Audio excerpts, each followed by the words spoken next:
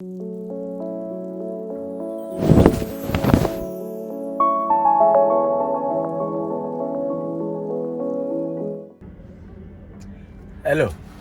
welcome to another episode of 360 Seconds in a Royce with Akintayo.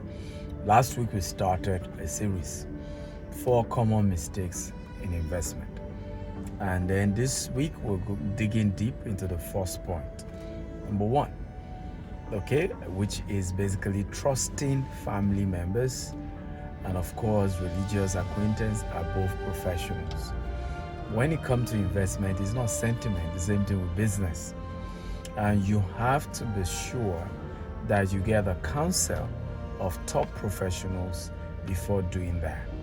You want to make sure that you attract a lot of great professionals to show you the way, how, what to do, and the basic steps before investing.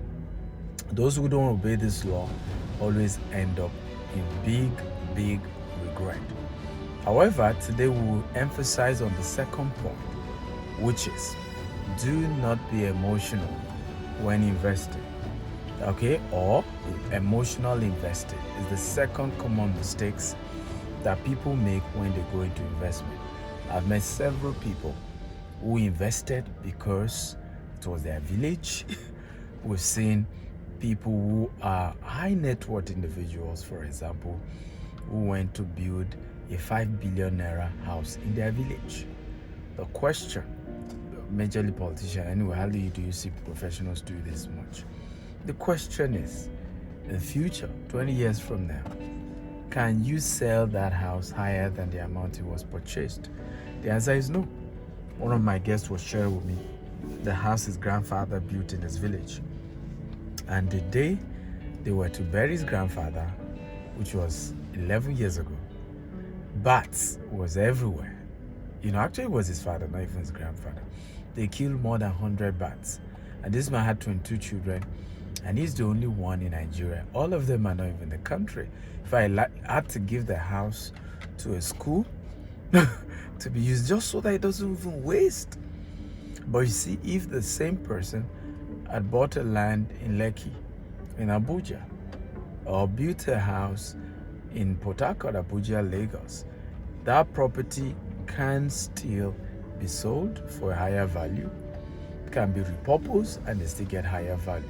So don't go into investment because, it's my city, it's my town. Nothing wrong when you've achieved certain level. You remember we talked about third generation residual income? When you are that third generation residual income, there are certain things you can begin to do based on emotions, based on sentiment. But you do not invest because of emotions. Some of you invest in businesses just because it's owned by your relative, even though the numbers are not right. Some of you have pastors, quote and unquote, imam, quote and unquote, bring you bad opportunities. And you still go ahead and invest because he's a pastor. That is called emotional investing. Some of you also end up investing in things that will not work, but because you are relationally tied, your girlfriend, your fiancé, your wife is involved.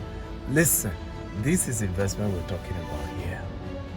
Don't bring in emotions, And if you can let go the emotional part of investing, you will build wealth. You will lay up, money like gold, like dust, right? Gold as dust.